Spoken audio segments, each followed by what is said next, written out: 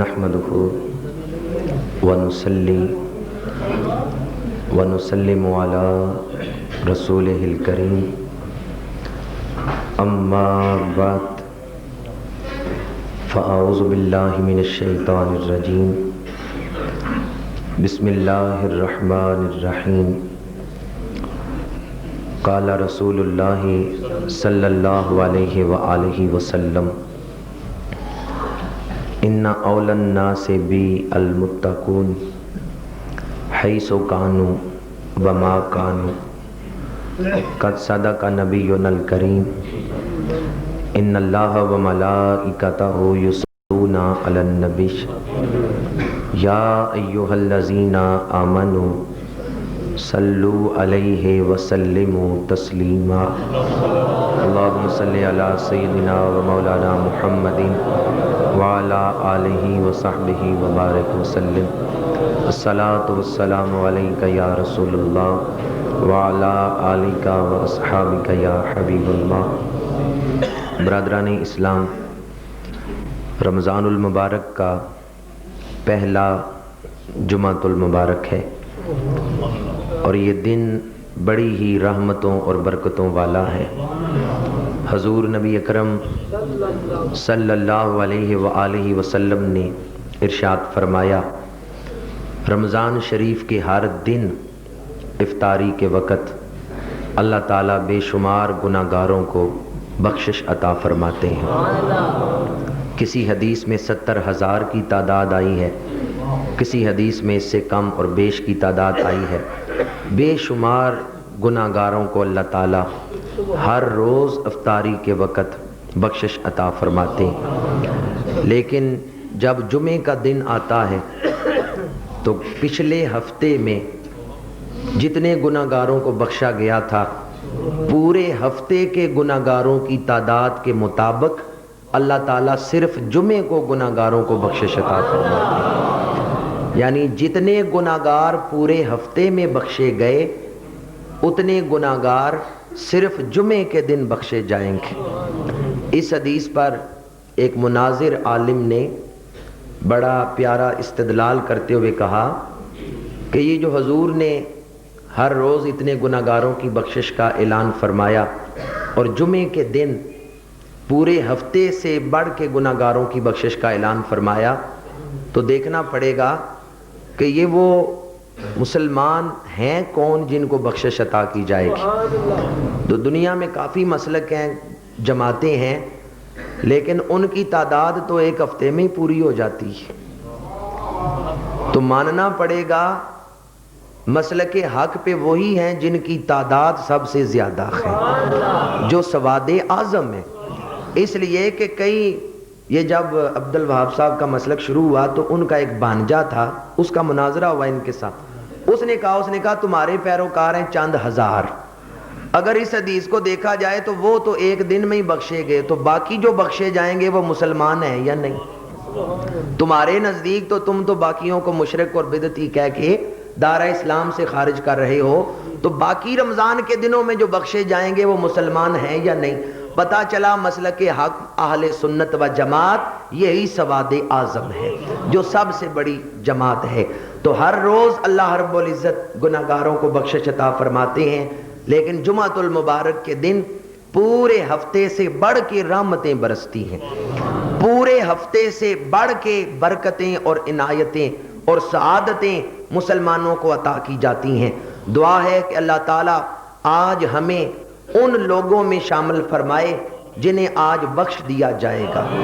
اللہ تعالیٰ آج ہمیں ان لوگوں میں شامل فرمائے جن کی جھولیاں رحمت سے بھر دی جائیں گی۔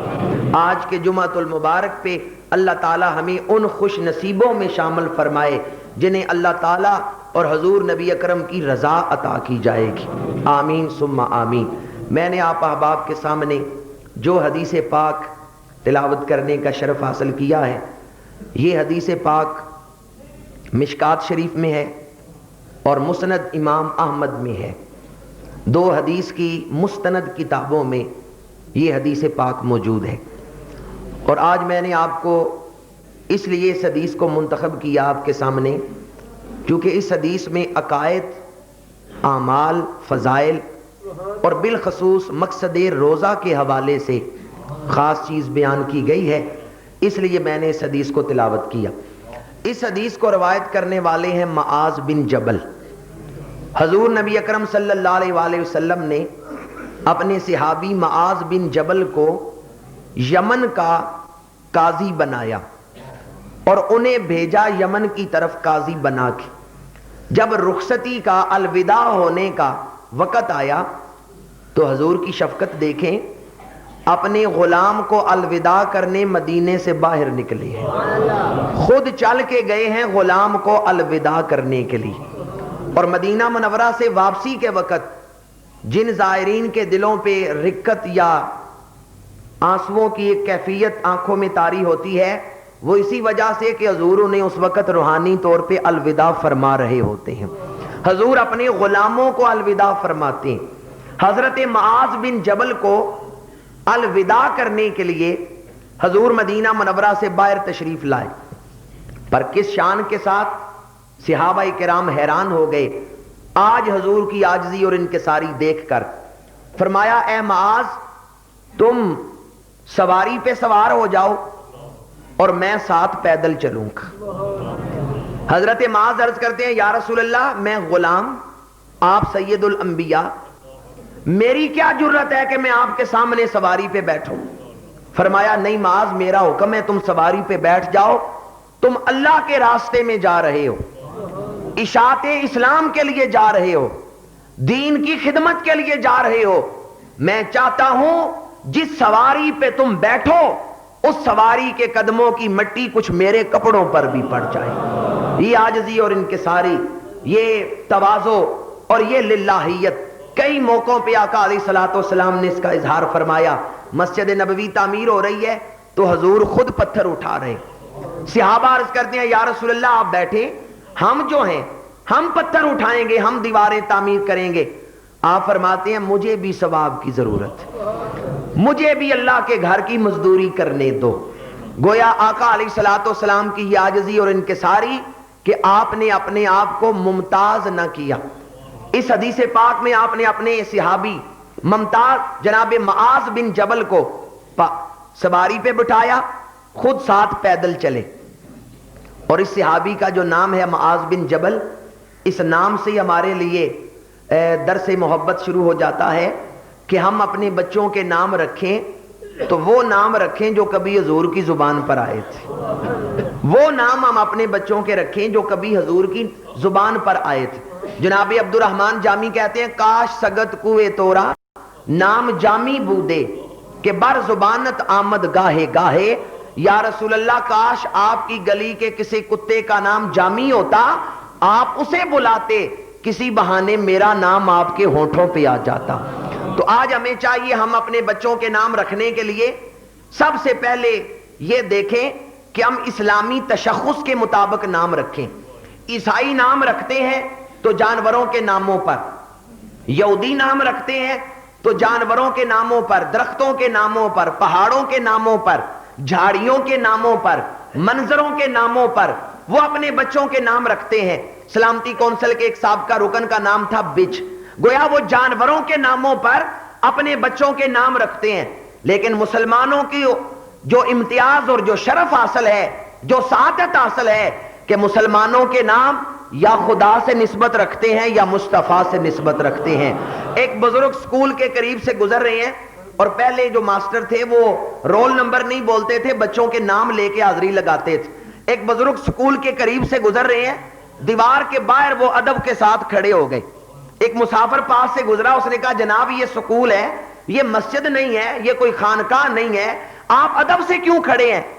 کہا قریب آ جاؤ تم بھی سن لو، اندر کوئی حضور کے نام کی تسبیح پڑھ رہا ہے، اندر کوئی حضور کے نام کی تسبیح پڑھ رہا ہے۔ وہ آدمی قریب ہوا، سنا تو اندر ماسٹر صاحب حاضری لگا رہے تھے۔ اس نے کہا جناب اندر ماسٹر صاحب حاضری لگا رہے ہیں، وہ حضور کے نام کی تسبیح نہیں پڑھ رہے۔ ان بزرگوں نے فرمایا سنو ہاں کیا کہہ رہے ہیں، غلام رسول، غلام مصطفیٰ، غلام محمد، غلام حسن، غلام حسین، محمد علی، عبداللہ، عبد الرحمن، یہی نام وہ ماسٹر صاحب لے رہے ہیں۔ یہ تو میرے خدا کا اور میرے مصطفیٰ کا ذکر کر رہے ہیں یا کملی والے کے غلاموں کا نام لے رہے ہیں. وہ استاد اپنے بچوں کی حاضری لگا رہے ہیں، لیکن عشق والے نے دیکھا کہ یہ میرے مصطفیٰ کا اور میرے خدا کا نام لے رہے ہیں. ارے آپ اپنے بچوں کے نام اگر خدا کے ساتھ نسبت رکھ کے یا کملی والے آقا کے ساتھ نسبت رکھ کے یا ان کے غلاموں کے ساتھ نسبت رکھ کے نام رکھیں گے، نام تو آپ اپنے بچوں کا پکاریں گے، رب کہے گا یہ میرے محبوب کا نام پکار رہے. نام لینے پر بھی برکت نصیب ہو جائے گی، نام لینے پر بھی برکت نصیب ہو جائے گی. اس لیے ہمیں چاہیے کہ جب ہم نام رکھیں تو اپنے بچوں کے نام اسلامی تشخص سے رکھیں، بالخصوص جو حضور کے صحابہ کے نام ہیں، اہل بیت کے نام ہیں. یہ تو وہ نام ہے جو حضور کی زبان پہ آئے تھے. آج جو میں نے نام حدیث میں لیا معاذ بن جبل، تو حضور نے کئی بار ان کو پکارا اے معاذ. تو گویا ہم کسی کا یہ نام رکھ دیں تو جب ہم اسے پکاریں گے تو حضور کی سنت بھی ادا ہو جائے گی کہ جو نام حضور کے ہونٹوں پہ آیا وہ ہمارے ہونٹوں پہ آیا. آپ نے فرمایا اے معاذ تم سوار ہو جاؤ، میں پیدل چلتا ہوں. معاذ سوار ہوئے، حضور پیدل چلے، چونکہ حضور کا حکم تھا اور ادب یہی ہے کہ حکم پہ عمل کیا جائے. ورنہ حضرت معاذ کا دل تو نہیں چاہتا تھا کہ میں سوار ہوں اور حضور پیدل چلیں، لیکن ادب یہی ہے کہ حکم پہ عمل کیا جائے. اس لیے معاذ حکم پہ عمل کرتے ہوئے سوار ہو گئے، حضور پیدل چلے. جب الوداع ہونے کا وقت آیا، جدائی کا وقت آیا، تو اب حضور کے الفاظ سننے والے کملی والے آقا علیہ الصلوۃ والسلام کی زبان مبارک سے وہ لفظ نکلے جس سے حضرت معاذ کا سینہ جدائی اور فراق کے غم میں پھٹنے لگا، آنکھوں سے اشکوں کی برسات لگ گئی. حضور نے کون سے لفظ بولے؟ فرمایا انت مرہ بمسجدی و قبری. اے معاذ جی بھر کے آج مجھے دیکھ لو، جب آئندہ سال آؤ گے میری مسجد نظر آئے گی اور میری قبر نظر آئے گی. معاذ مجھے ڈھونڈو گے لیکن اس طرح میری ملاقات نہیں ہوگی. جب حضور نے یہ ذکر کیا اے معاذ جی بھر کے دیکھ لو، جب آئندہ سال آؤ گے میری مسجد دکھائی دے گی، میری قبر دکھائی دے گی، لیکن مجھے نہ دیکھ سکو گے. اے معاذ ایک فراق اور جدائی طاری ہو جائے گی. فبکا معاذ جشع لفراق رسول اللہ صلی اللہ علیہ وآلہ وسلم. جب حضور نے جدائی کا ذکر کیا معاذ دھاڑے مار کے رونے لگے، دھاڑے مار کے رونے لگے. صرف نہیں روئے، اگر صرف روتے تو بکا کا لفظ ہوتا. فرمایا فبکا معاذ جشع، ٹوٹ کے رونے لگے، دھاڑے مار کے رونے لگے، ہچکی بند گئی. اور معاذ کیوں رو رہے ہیں؟ لفراق رسول اللہ، حضور کی جدائی کے سبب سے، کہ حضور نے جدا ہونے کا ذکر کر دیا ہے. فرمایا معاذ جی بھر کے آج ملاقات کر لو، جی بھر کے زیارت کر لو. پھر یہ والضحیٰ کا مکھڑا، یہ واللیل کی زلفیں، یہ اس طرح ملاقات، پھر یہ عالم بدل جائے گا. اے معاذ اس طرح ملاقات کا شرف تمہیں حاصل نہ ہوگا. معاذ زارو قطار رونے لگے. پتا چلا عشق رسول میں رونا صحابہ کی سنت، فراق رسول میں رونا صحابہ کی سنت. حضور کے وصال مبارک پر حضرت سیدنا فاروق اعظم عمر بن خطاب رضی اللہ تعالی عنہ، کون عمر؟ روب والے عمر، دبدبے والے عمر، ہیبت والے عمر، بڑے سخت دل عمر، جن کا نام سن کے کیسر و کسرا کانپ اٹھتے ہیں، وہ بہادر عمر. لیکن جب حضور کے وصال مبارک کی خبر سنی عمر بچوں کی طرح رونے لگے، عمر بچوں کی طرح رونے لگے، دھاڑے مار کے رونے لگے، ہچکی بند گئی. صحابہ نے کہا اے عمر صبر کرو، اس طرح نہ روو کہیں حضور کی روح ناراض نہ ہو جائے. اے عمر اس طرح نہ روو کہ کہیں حضور کی روح ناراض نہ ہو جائے. حضرت فاروق اعظم نے اب حضور کو مخاطب کر کے، روح مصطفیٰ کو مخاطب کر کے بڑا پیارا جملہ بولا. عرض کیا یا رسول اللہ آپ کے غم میں اگر لکڑی کا ستون رو سکتا ہے تو ہم غلام کیوں نہیں رو سکتے؟ حضور آپ کی جدائی میں، آپ کے فراق میں اگر لکڑی کا ستون اس تنے ہنانا اسے رونے کی اجازت ہے تو ہم غلاموں کو رونے کی اجازت کیوں نہیں ہے؟ انسانوں کے جذبات تو جمادات سے بڑھ کے ہیں، نباتات سے بڑھ کے ہیں. وہ اس تنے ہنانا، وہ لکڑی کا ستون، وہ درخت کا تنا جس کے ساتھ میرے آقا پشت لگا کے کھڑے ہوتے ہیں، جمعے کا خطبہ دیتے ہیں، 3-4 जुमे आपने उसके साथ टेक लगा के खुतबा दिया, लेकिन जब मिंबर बन के आ गया, आप मिंबर पे बैठ गए, खुतबा देना शुरू किया, तो मस्जिद में रोने की आवाज आई। इर्द गिर्द देखा, कोई रोने वाला नजर नहीं आ रहा। सहाबा हैरान है कि ये कौन रो रहा है जो नजर नहीं आ रहा। हजूर मिंबर से नीचे उतरे और उस तने हुनाना को, लकड़ी के सुतून को अपने सीने से लगा लिया। जब उसे सीने से लगाया, कलावे में ले लिया, तो रोने की आवाज खत्म हो गई। हजूर वापस मिंबर पे आके बैठ गए। सहाबा ने अर्ज किया, या रसूल अल्लाह, ये कौन रो रहा था? कमली वाले आका, ये किसके रोने की सदा थी? फरमाया, ये लकड़ी रो रही थी, ये तना रो रहा था, उस तने हुनाना रो रहा था। चूंकि मैंने 3-4 खुतबे इसके साथ टेक लगा के दिए, आज मैं इसके करीब ना हुआ, मिंबर पे बैठ गया, तो मेरे इस फिराक में, इस जुदाई में ये रो रहा था। और ऐसी सहाबा सुनो, अगर मैं मिंबर से उतर के इसी अपने सीने से ना लगाता, ये इसी तरह क़यामत तक रोता रहता, इसी तरह रोता रहता। और मैंने इसे सीने से लगा के, वो जो बाजुबाने हाल गुफ्तगू है, उसमें मैंने इससे पूछा कि ये बताओ, तुम मेरी मोहब्बत में रो रहे हो, जो अजर तुम चाहते हो मांगो, क्या चाहते हो? तुम्हें दोबारा दुनिया में एक तना आवर दरख्त बना दिया जाए, या तुम्हें जन्नत में लगा दूं कि जन्नती दरख्त बना दूं, और जब जन्नत में तुम एक तनावर दरख्त बनो, तुम्हारी छांव फैले, तो मैं कभी कभी आके तुम्हारे पास बैठूं। उस तने हुनाना तने ने बाजुबाने हाल अर्ज किया, या रसूल अल्लाह, मुझे जन्नत का वो दरख्त बना दें जिसकी छांव में कभी आके आप बैठेंगे। हजूर, मुझे वो दरख्त बना दे जिसकी छांव में आके आप बैठा करेंगे। मौला रूम ने मसनवी शरीफ में इस हदीस का तर्जमा अपने फारसी अशार की सूरत में किया। फिर मेरे आका अलैहिस्सलाम ने फरमाया, मैंने इस तने के साथ वादा कर लिया है, अब हम इसे जमीन में दफना देंगे, लेकिन क़यामत के दिन ये इसी तरह उठेगा और जन्नत में ये एक तन आवर दरख्त होगा, और जब ये जन्नत में तनावर दरख्त बनेगा, मैं इसकी छांव में आके बैठा करूंगा। जिस दरख्त ने कमली वाले आका से मोहब्बत की, मेरे आका ने उसे भी जन्नत अता फरमा दी है। और आप हैरान होंगे, दरख्त मोहब्बत करते हैं, पत्थर मोहब्बत करते हैं। हमारा ईमान है, कमली वाले आका सिर्फ इंसानों के लिए रहमत बन के नहीं, आलमीन के लिए रहमत बन के आए। वमा अरसलनाका इल्ला रहमतल लिल आलमीन, जमादात के लिए रहमत, नबातात के लिए रहमत, हैवानात के लिए रहमत, हशरात के लिए रहमत, जिन्नात के लिए रहमत, मलाकूत के लिए रहमत, तात सरा से लेके आला अलीयीन तक 18,000 से ज़ायद जहान, जितने जहान हैं, सब जहानों के लिए रहमत बन के आए हैं। गोया जो जहां है वो कमली वाले आका से मोहब्बत कर रहा है। ख्वाजा गुलाम फरीद ने इसीलिए कहा, कोठे ते चढ़ वेख फरीदा, घर घर लगी अग, मैं समझा एक मैं ही लुटा, एते लुटिया सारा जग।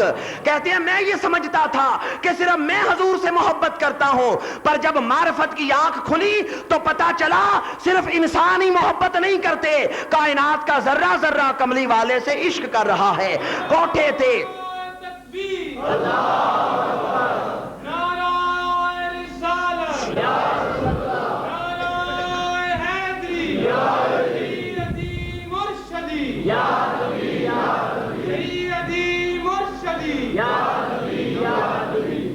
कोठे ते चढ़ वेख फरीदा, घर घर लगी ये आग, इश्क की आग है, मोहब्बत की आग है जो घर घर में सुलग रही है। कोठे ते चढ़ वेख फरीदा, घर घर लगी अग, मैं समझा एक मैं ही लुटा, एते लुटिया सारा जग। एक हम ही नहीं उनके चाहने वाले, अल्लाह भी, हूरें भी, फरिश्ते भी, बशर भी। महबूबे दो आलम है, किधर देखिए देखें, मुश्ताक निगाहों के इधर भी हैं उधर भी, मुश्ताक निगाहों के इधर भी हैं उधर भी। सरे अर्श पर है तेरी गुजर, दिले फर्श पर है तेरी नजर, मलकूत मलक में क्या है वो जो तुझ पे अया नहीं। मेरे आका अलैहिस्सलातु वस्सलाम की मोहब्बत, कायनात का जर्रा जर्रा आपसे मोहब्बत करता है। खुश नसीब वो मुसलमान जिसे ये इश्क नसीब हो जाए, खुश नसीब मुबारक के लायक वो सीना जिसे हजूर का इश्क नसीब हो जाए। और हजूर के सहाबा इस मोहब्बत से भरे हुए थे। हजूर के सहाबा बाल बाल हजूर से इश्क करता था। इसीलिए तो जब हजूर ने ये फरमाया कि ऐ मुआज़ اب اس طرح ہماری تمہاری ملاقات نہیں ہوگی. فبکا معاذ جشا، معاذ ٹوٹ کے رونے لگے، زاروں قطار رونے لگے. اور ہزاروں سلام ہوں ان آنسوؤں کو جو کملی والے کے عشق میں نکل رہے ہیں، اور محبوب انہیں دیکھ رہا ہے. حضور کے سامنے جو غلام رو رہا ہے اس کی قسمت کے کیا کہنے. حضور ان آنسوؤں کو دیکھ رہے ہیں، آنسو قبول ہو رہے ہیں. ہماری زندگیاں پوری کی پوری زندگیاں قربان ان آنسوؤں پہ جو حضور نے قبول کر لیے ہیں، ان آنسوؤں پہ جو کملی والے کے عشق میں نکل رہے ہیں، ان آنسوؤں پہ زندگیاں قربان. اے معاذ کروڑوں سلام ہوں، اے معاذ کروڑوں رحمتیں نازل ہوں آپ پر کہ جو حضور کے عشق میں رو رہے ہیں، فراق رسول میں رو رہے ہیں، محبت رسول میں رو رہے ہیں. حضور نے دیکھا کہ معاذ میری محبت میں رو رہا ہے، میری جدائی میں فراق میں رو رہا ہے، تو حضور نے معاذ سے منہ موڑا، مدینہ منورہ کی طرف منہ کر لیا، اور مدینہ منورہ کی طرف منہ کر کے قیامت تک آنے والے امتیوں کے لیے ایک ارشاد مبارک جاری کیا. فرمایا اے معاذ تم دور جا رہے ہو، پر اگر دور جا کے بھی میرے قریب رہنا چاہتے ہو تو پھر یہ فرمان سنو. دور جا کے بھی میرے قریب رہنا چاہتے ہو تو پھر سنو. ان اول الناس بی المتقون حیث کانوا وما کانوا، متقی جہاں بھی رہے وہ میرے قریب ہے. ان اول الناس بی المتقون حیث کانوا وما کانوا. حیث کانوا کا مطلب ہے جہاں بھی ہو، وما کانوا کا مطلب ہے جو بھی ہو، امیر ہو یا غریب ہو، بادشاہ ہو یا گدا ہو، مزدور ہو یا سخنور ہو، جو بھی ہو. حیث کانوا جہاں بھی ہو، عرب میں ہو، عجب میں ہو، مشرق میں ہو، مغرب میں ہو، عالم دنیا میں ہو یا عالم برزخ میں چلا جائے، متقی جہاں بھی ہے وہ میرے قریب ہے. ظاہراً بے شک دور ہے پر حقیقت میں میرے قریب ہے. جسم بے شک دور ہو پر دل میرے قریب ہوگا. جو پرہیزگار بن گیا وہ میرے قریب آ گیا، جو متقی بن گیا وہ میرے قریب آ گیا، جس نے تقوی اپنا لیا وہ میرے قریب آ گیا، جس نے زہد اور ورع اپنا لیا وہ میرے قریب آ گیا، جس کا دل اللہ کے خوف سے ڈر گیا وہ میرے قریب آ گیا. گویا جس کو تقوی مل گیا اس کو قرب رسول مل گیا، جس کو للہیت نصیب ہوئی اس کو قرب رسول مل گیا. ان اول الناس بی المتقون حیث کانوا وما کانوا. اے معاذ دور بھی رہو پر دور رہ کے میرے قریب ہونے کا لطف چاہتے ہو تو سنو. جو متقی ہے وہ جہاں بھی رہے وہ میرے قریب ہے. جو متقی ہے ظاہری دوریاں پھر دوریاں نہیں رہتی. کسی نے کیا خوب کہا، تسلیم کے طیبہ ہے بہت دور نظر سے. تسلیم کے طیبہ ہے بہت دور نظر سے، سرکار ہے نزدیک مگر جانو جگر سے. ظاہری دوریاں دیکھیں تو مدینہ منورہ بڑی دور نظر آئے گا، پر ایک لمحے کے لیے سرکار کی محبت دل میں محسوس کرے تو یوں پتا چلے گا سرکار پاس ہی تشریف فرما ہے. پھر مدینہ منورہ کوئی دور نہیں رہے گا، پھر یہ ظاہری دوریاں نہیں رہیں گی. ان اول الناس بی المتقون حیث کانوا وما کانوا. فرمایا متقی جہاں بھی رہے وہ میرے قریب ہیں. جو بھی ہو، متقی امیر ہو یا غریب ہو، اس کی ظاہری حالت نہیں دیکھی جائے گی. اگر متقی ہے تو پھر میرے قریب ہے. اگر میں یہ پوچھوں کہ کون حضور کے سچے عاشق ہیں تو تمام غلامان رسول ہاتھ اٹھائیں گے. لیکن اگر میں یہ پوچھوں کون ہیں جو حضور کے قرب کے خواہش مند ہیں، زیارت کے خواہش مند ہیں، حضور کے قریب آنا چاہتے ہیں، تو ہر سچے مسلمان کی یہی خواہش ہوگی کہ کاش مجھے حضور کی زیارت نصیب ہو، حضور کا قرب نصیب ہو. تو حضور کا قرب پانے کے لیے خود حضور نے ایک وظیفہ بتایا، خود حضور نے ایک طریقہ بتا دیا کہ اگر میرے قریب آنا چاہتے ہو تو پھر متقی بن جاؤ. اور یہی وظیفہ اللہ کے قرب کا ہے. قرآن کہتا ہے ان اکرمکم عند اللہ اتقاکم. جو تم میں بڑا متقی ہے وہی اللہ کی بارگاہ میں زیادہ عزت والا ہے. اور یہی حضور نے فرمایا کہ میرے زیادہ نزدیک وہ ہے جو زیادہ تقوی والا ہے. وہی میرے جتنا تقوی ہے اتنا حضور کے قریب، جتنی پرہیزگاری ہے اتنے حضور کا قرب نصیب ہوگا. گویا روزے کا مقصد اور قرب رسول ایک ہی چیز کا نام ہے. روزہ قرب رسول کے لیے، روزہ حضور کے نزدیک ہونے کے لیے. کس طرح؟ کتب علیکم الصیام کما کتب علی الذین من قبلکم لعلکم تتقون. روزے کا مقصد متقی بننا، اور جو متقی بن گیا وہ حضور کے قریب ہو گیا، وہ اللہ کی بارگاہ میں عزت والا ہو گیا. تو روزے کا مقصد اور قرب رسول، ان دونوں چیزوں کو ملایا جائے تو پتہ چلتا ہے اگر حضور کا سچا عشق سینے میں ہے، قرب رسول چاہتے ہیں، تو پھر روزے کا مقصد پورا کرے. جو آدمی روزہ رکھے لیکن روزے کا مقصد حاصل نہ کر سکے، گویا اس نے صرف بھوک اور پیاس حاصل کی، تقوی حاصل نہ کیا. اور میرے نبی علیہ الصلوۃ والسلام نے فرمایا کم من صائم لیس لہ من صیامہ الا الجوع والعطش، او کما قال صلی اللہ علیہ وآلہ وسلم. فرمایا کتنے ہی روزے دار ایسے ہیں جنہیں اپنے روزے سے سوائے بھوک اور پیاس کے کچھ حاصل نہیں ہوتا. وہ کون سے لوگ ہیں؟ جو روزے کا مقصد پورا نہیں کرتے. اور جو روزے کا مقصد حاصل کرتے ہیں، تقوی پانے والے لوگ ہیں، چاہے وہ دور رہیں پر حضور کے قریب رہتے ہیں. آج ہم نے روزہ رکھا تو کیا ہم نے روزے کا مقصد پورا کرنے کی کوشش کی؟ جو پہلے ہم روزے رکھ چکے ہیں، 6 روزے جو پہلے رکھ چکے ہیں، کیا ہم نے ان کا مقصد پورا کرنے کی کوشش کی؟ اگر ہم شریعت مطہرہ پر غور کریں، دین سمجھنے کی کوشش کریں، تو ہمارا دین تو قدم قدم پر ہمارے لیے رحمتیں اور برکتیں لیے کھڑا ہے. رحمت للعالمین کا دین رحمت قدم قدم پر امن، سکون اور چین کی خیرات بانٹ رہا ہے. لیکن افسوس یہ ہے کہ ہم عبادت بھی کرتے ہیں اور اس کا مقصد بھی نہیں سمجھتے. یہ رمضان شریف کا مہینہ گزشتہ گناہوں کی معافی کا مہینہ ہے.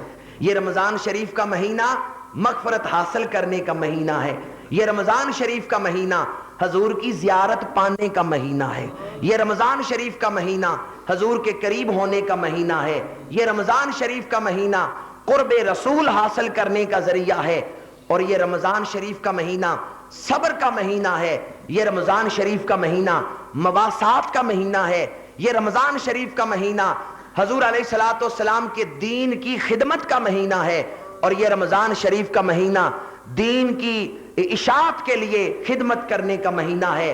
اللہ کی راہ میں انفاق خرچ کرنے کا مہینہ ہے. رمضان شریف کی مختلف حیثیتیں میرے آقا علیہ الصلوۃ والسلام نے اپنے خطبات میں بیان کی.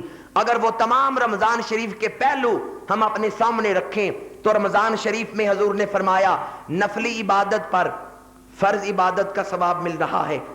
جس نے ایک نفل پڑھا اسے فرض عبادت کا ثواب اعزازی طور پہ ادا کیا جائے گا، اور فرضوں پہ کئی گنا بڑھا کے ثواب عطا کیا جائے گا.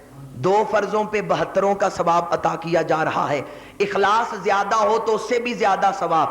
اسی طرح رمضان شریف میں انفاق فی سبیل اللہ کے راستے میں خرچ کرنے کا ثواب دوسرے مہینوں کی نسبت زیادہ ہے. رمضان شریف میں جو خرچ کرنے کا ثواب ہے، عام مہینوں میں اگر 10 گنا ثواب ہے تو رمضان شریف میں کئی 100 گنا ثواب ہے. کیونکہ اس مہینے میں اجر بڑھ جاتا ہے. اس مہینے میں ثواب دینے کا جو پیمانہ ہے وہ بڑھا دیا جاتا ہے. اس حوالے سے میں آپ احباب کے سامنے رمضان شریف کے اس پہلے جمعۃ المبارک کے موقع پہ یہ دعوت فکر رکھنا چاہتا ہوں.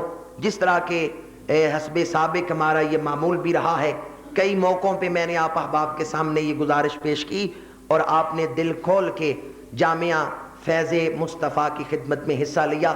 اور آپ جانتے ہیں کہ اب بحمد اللہ تعالی جامعہ فیض مصطفیٰ دینی مدرسے کے لیے اس جگہ کا انتخاب کیا گیا، یہ پلاٹ خرید لیا گیا، پھر اس پر سنگ بنیاد رکھا گیا، اور اب اس کی تقریباً جو بنیادیں ہیں وہ مکمل ہونے کو آئی ہیں، اور آگے اس کے کچھ بیسمنٹ کا کام ہے، اس کے بعد تعمیر کا کام ہے. اور یاد رکھیں کہ مدرسے بنانا حضور صلی اللہ علیہ وآلہ وسلم کی سنت. سب سے پہلا مدرسہ حضور نے خود بنایا ہے. سب سے پہلا مدرسہ کون سا ہے؟ مدینہ منورہ میں درسگاہ صفہ. یہ وہ دھرتی پر پہلا مدرسہ ہے جو حضور نے خود بنایا ہے. آج بھی آپ مدینہ منورہ جا کے دیکھ لیں، حضور کے روضہ اقدس کے مشرق کی طرف، حضور کے روضہ اقدس سے مشرق کی طرف ایک چبوترا ہے جسے صفا کا چبوترا کہا جاتا ہے، تھوڑی سی بلند وہ جگہ بنائی گئی ہے، زائرین وہاں بیٹھ کے قرآن مجید پڑھتے ہیں، اور وہاں جا کے کیوں بیٹھتے ہیں؟ کبھی یہاں ابو بکر بیٹھا کرتے تھے، کبھی یہاں ابو ہریرہ بیٹھتے تھے، کبھی یہاں بلال آ کے بیٹھتے تھے، اور کبھی یہاں حضور بیٹھ کے انہیں پڑھایا کرتے تھے، قرآن سکھایا کرتے تھے، دین سمجھایا کرتے تھے۔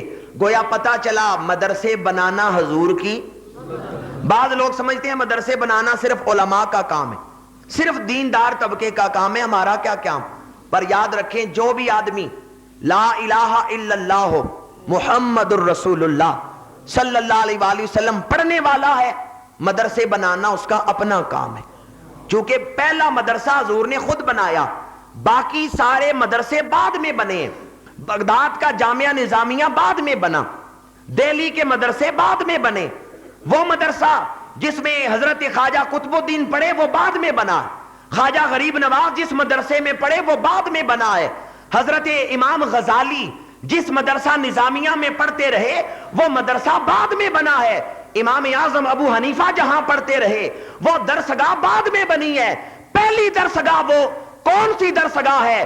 سب سے پہلے وہ درسگاہ بنی جہاں ابو بکر پڑھتے رہے ہیں، جہاں علی المرتضیٰ پڑھتے رہے ہیں، جہاں بلال حبشی پڑھتے رہے ہیں۔ تو مدرسے بنانا حضور نبی اکرم صلی اللہ علیہ وآلہ وسلم کی سنت، اور مشکات شریف کی حدیث کے حوالے سے ذہن نشین رکھیں کہ جس آدمی کا مدرسے سے تعلق ہے اس کا ایمان سلامت، اور جس کا اہل علم سے تعلق نہیں، حضور فرماتے ہیں وہ ہلاک ہو گیا۔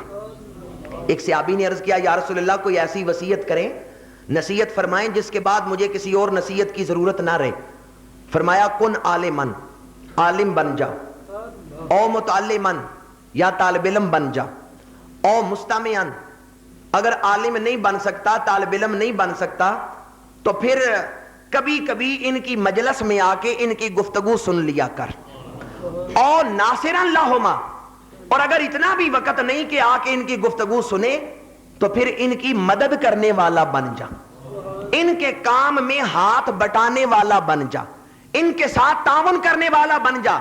چار چیزوں کا حکم دیا، کن عالمن او متعلمن او مستمعن او ناصرن، یا عالم بن یا طالب علم بن یا سامع بن یا مدد کرنے والا بن، فلا تکن خامسا فتہلک، پانچواں نہ بننا۔ پانچواں کون ہے؟ پانچواں وہ جو عالم بھی نہیں، طالب علم بھی نہیں، علماء کے پاس بیٹھنے والا بھی نہیں، اور دین کی خدمت کرنے والا بھی نہیں۔ فرمایا وہ پانچواں نہ بننا، فتہلک، اگر تو پانچواں بن گیا تو پھر تو ہلاک ہو جائے گا، برباد ہو جائے گا۔ گویا اس حدیث مشکات سے پتا چلا جس آدمی کا اہل علم سے تعلق نہیں ہے، جس کا علم رسول کے ساتھ تعلق نہیں ہے، شریعت کے دین کے ساتھ جس کا تعلق نہیں ہے، وہ آدمی ہلاک ہو گیا، وہ برباد ہو گیا۔ یہ حدیث رسول ہے، اور اس میں شک کرنا ایمان والوں کا شیوا نہیں ہے۔ اس لیے پتا چلا اہل علم سے، علم رسول سے تعلق بنانا یہ ایمان کا لازمی تقاضا ہے۔ اسی لیے تو میرے نبی نے فرمایا طلب العلم فریضۃ علی کل مسلم و مسلمۃ، ہر مسلمان پہ فرض ہے کہ وہ دین کا علم حاصل کرے با ضرورت، یعنی نماز روزے کے مسائل سیکھنا تو ہر مسلمان پہ فرض، لیکن افسوس آج صبح ہمیں اخبار کی ضرورت تو ہوتی ہے پر قرآن کی ضرورت نہیں ہوتی۔ کتنے مسلمان ہیں جو باقاعدگی سے اخبار تو پڑھتے ہیں پر قرآن نہیں پڑھتے، اخبار نہ ملے تو طبیعت بے قرار، اور قرآن بے شک نہ پڑھیں طبیعت بے قرار نہیں ہوتی۔ کہتے ہیں عادت بن گئی ہے روز اخبار پڑھنے کی، صبح ناشتے کی ٹیبل پہ اخبار نہ نظر آئے تو طبیعت پریشان، اور قرآن کی پرواہ نہیں ہے۔ اخبار پڑھنے سے ثواب تو نہیں نہ ملے گا، پر قرآن پڑھنے سے ثواب ملے گا، صاحب قرآن کی توجہ نصیب ہوگی۔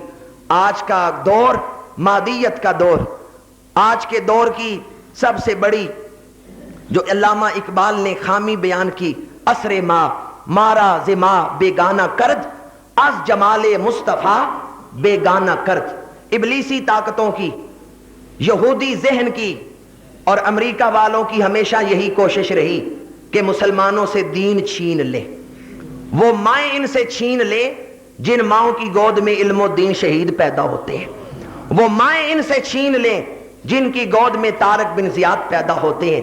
اس لیے ہمارے معاشرے میں ڈش انٹینا، فوش لٹریچر اور برائی کے راستے کھولے گئے تاکہ مسلمان دین سے دور ہو جائیں۔ پر کسی فارسی شاعر نے کیا خوب کہا، خوشا مسجد و مدرسہ و خانقاہ کہ دروے بود کیلو کالے محمد۔ اللہ مسجدوں کو، مدرسوں کو اور خانقاہوں کو آباد رکھے کہ ان مسجدوں، خانقاہوں اور مدرسوں میں کملی والے کی گفتگو ہوتی ہے، کملی والے کا نام لیا جاتا ہے۔ مدینہ منورہ مسجد نبوی میں اعلان ہوا، صحابہ دوڑ کے آؤ، حضور کی وراثت تقسیم ہو رہی ہے، حضور کی وراثت تقسیم ہو رہی ہے، جو حضور کی وراثت لینا چاہے دوڑ کے آئے۔ بڑے صحابہ جمع ہوئے کہ ہم نے تو سنا تھا نبی وراثت نہیں چھوڑتے اور حضور کوئی وراثت نہیں چھوڑ کے گئے، یہ اعلان کرنے والا کیسا اعلان کر رہا ہے کہ حضور کی وراثت تقسیم ہو رہی ہے۔ مسجد کھچا کھچ بھر گئی۔ عبداللہ بن مسعود کھڑے ہوئے، حضور کی حدیثیں بیان کرنا شروع کی۔ صحابہ نے کہا ہم نے تو سنا تھا وراثت تقسیم ہو رہی ہے اور تم حدیثیں بیان کر رہے ہو۔ جناب عبداللہ بن مسعود نے کہا صحابہ تم نے یہ سنا نہیں کہ نبی جائیداد وراثت چھوڑ کے نہیں جاتے، نبیوں کی وراثت دولت نہیں، نبیوں کی وراثت زمین نہیں، نبیوں کی وراثت جائیداد نہیں، نبیوں کی وراثت علم ہے۔ اور جو چاہتا ہے کہ نبی کی وراثت ملے وہ نبی کے علم کو سیکھے، نبی کے دین کو سیکھے۔ اور آج نبی کی وراثت تقسیم کرنے کے لیے مٹی کا یہ ٹکڑا خریدا گیا، یہ تھوڑی سی جگہ خریدی گئی کہ آپ کے اس شہر میں بھی، اس مسجد صدیق اکبر کے متصل بھی نبی کی وراثت تقسیم کرنے کا ایک مرکز بنایا جائے۔ لیکن کس قدر افسوس کی بات ہے کہ ہم مسلمان عشق رسول کا بھی دعویٰ کریں لیکن جب عمل کی بات آئے ہمارے ہاتھ رک جائیں۔ حدیث پاک میں آتا ہے جب کوئی آدمی صدقہ کرنے کے لیے ہاتھ جیب کی طرف بڑھاتا ہے تو 70 شیطان دوڑتے ہیں اس کا ہاتھ روکنے کے لیے۔ ایک عالم نے یہ بیان کیا کہ 70 شیطان دوڑتے ہیں شیطان کی ذریت میں سے، اس کا ہاتھ روکتے ہیں۔ کوئی کہتا ہے اپنی ضرورتیں دیکھو، کوئی کہتا ہے تمہاری اتنی آمدنی نہیں جتنا تم خرچ کرنے لگے ہو۔ یعنی جب آدمی صدقہ کرنے لگتا ہے شیطان روکتا ہے۔ ایک عالم نے جب یہ حدیث بیان کی کہ شیطان اس کا ہاتھ پکڑ لیتے ہیں، صدقہ نہیں کرنے دیتے، تو نکتہ چین لوگ بھی محفل میں ہوتے ہیں۔ ایک آدمی کہنے لگا کیسے آپ کہہ رہے ہیں، میں صدقہ کرنا چاہتا ہوں، دیکھتا ہوں کس طرح شیطان روکتا ہے، مجھے نہیں شیطان روک سکتا۔ اس عالم نے کہا اچھا کرو صدقہ۔ اس نے کہا پیسے گھر پڑے ہیں میں لے کے آتا ہوں۔ وہ چلا گیا گھر گیا، اپنا وہ سامان وغیرہ جو صدقہ کرنا تھا وہ اکٹھا کیا۔ بیوی نے پوچھا کیا کر رہے ہو؟ اس نے کہا میں یہ سب کچھ اللہ کے راہ میں صدقہ کرنا چاہتا ہوں۔ بیوی نے کہا ہوش کرو، چھوٹے چھوٹے بچوں کا خیال نہیں، معاشرے میں کیسے زندہ رہو گے، اپنے سٹیٹس کا خیال نہیں۔ بیوی نے جب سمجھایا بجھایا، اس آدمی نے سامان وہیں چھوڑا، خالی ہاتھ واپس مسجد میں آ گیا۔ عالم نے فرمایا تم کہتے تھے کچھ لے کے آؤں گا صدقہ کروں گا، خالی ہاتھ آ گئے۔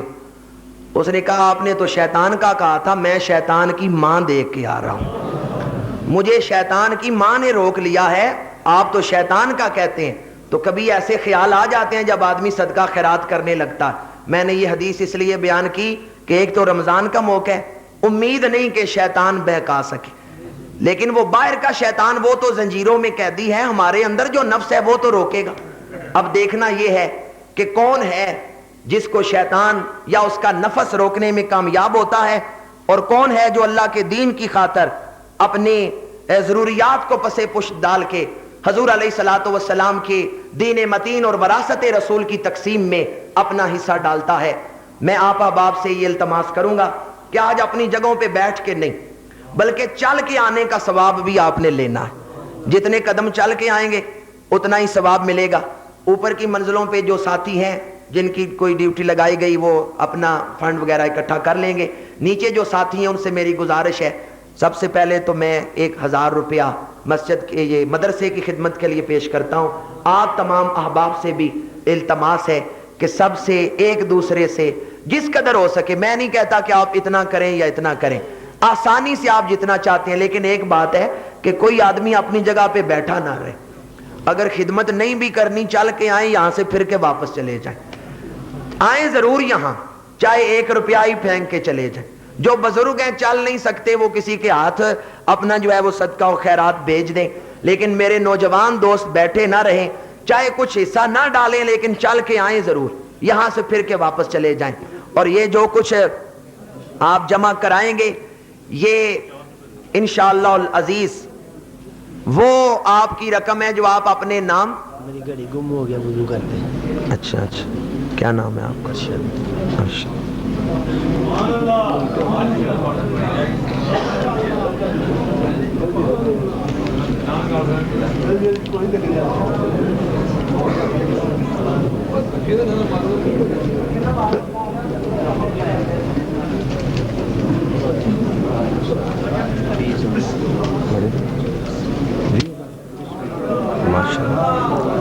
ماشاءاللہ حاجی عقیل احمد صاحب مراد پاٹری والے، انہوں نے 20,000 روپیہ مسجد کی خدمت کے لیے پیش کیا ہے۔ حاجی عقیل احمد صاحب مراد پاٹری سے 20,000 روپیہ مسجد کی خدمت کے لیے پیش کریں۔ بٹ صاحب مدرسے کے لیے جامعہ فیض مصطفیٰ کے لیے 20,000 روپیہ انہوں نے پیش کیا جی۔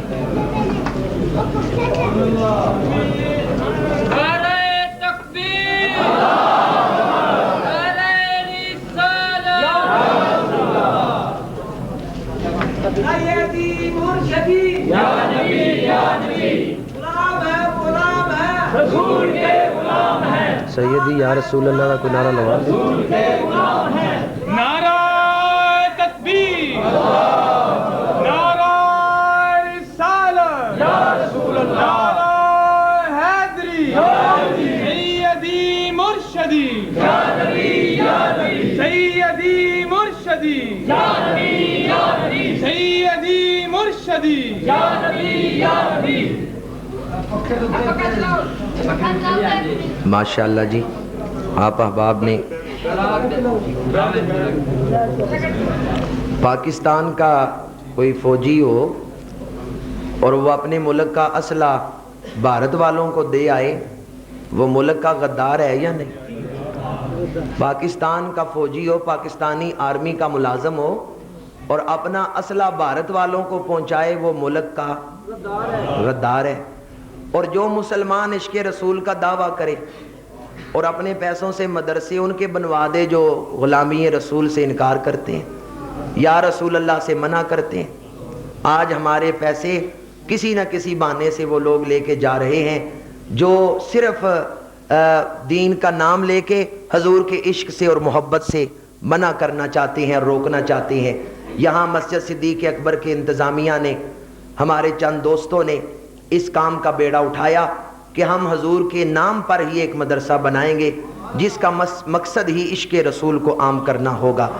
جہاں تک میرا تعلق ہے، میری تو صرف ایک ذمہ داری ہے رہنمائی کے حوالے سے، خدمت کے حوالے سے، باقی اس مدرسے کے جو دیگر معاملات تھے، فنڈ ریزنگ، تعمیر، یہ جناب حاجی عمران ظفر صاحب، حاجی عقیل صاحب مراد پاٹری والے، چودھری امین صاحب، جناب جاوید اختر بٹ صاحب اور دیگر دوست، ڈاکٹر محمود صاحب، پروفیسر ناصر، جناب اقبال صاحب، دیگر دوست جو اس کام میں پیش رفت جنہوں نے کی، وہ اس کام میں ہمارے آگے لگے، انہوں نے آپس میں کام تقسیم کر لیا، فنڈ ریزنگ کا بھی اور تعمیر کا بھی۔ جن لوگوں نے کسی قسم کا حصہ ڈالا ہے، چاہے کسی نے 5 روپے بھی دیے ہیں، میں دعا کرتا ہوں اللہ تعالیٰ اسے جزائے خیر عطا فرمائے، قبول اور منظور فرمائے، اجر عظیم عطا فرمائے۔ اور آپ دیکھ رہے ہوں گے ہمارے ملک میں دوسروں کو تو کئی ملکوں سے ایڈ بھی آ جاتی ہے، پر ہمیں ہماری نظر صرف گنبد خضرا پہ ہے، ہماری نظر صرف مکین گنبد خضرا پہ ہے۔ ہم مسلمانوں کی جو ذمہ داری ہے وہ دوسروں سے بڑھ کے ہے، اس لیے اپنی دینی ذمہ داری کا احساس کرتے ہوئے رمضان شریف میں آپ صدقات دینا چاہیں، زکوٰۃ دینا چاہیں، دیگر اپنی آخرت سنوارنے کے لیے آخرت کے اکاؤنٹ میں کچھ جمع کروانا چاہیں تو یہ نیکی کا اکاؤنٹ کھلا ہوا ہے۔ دعا ہے اللہ تعالی ہمارے صدقہ و خیرات کو قبول فرمائے، آمین ثم آمین، وما علینا الا البلاغ المبین۔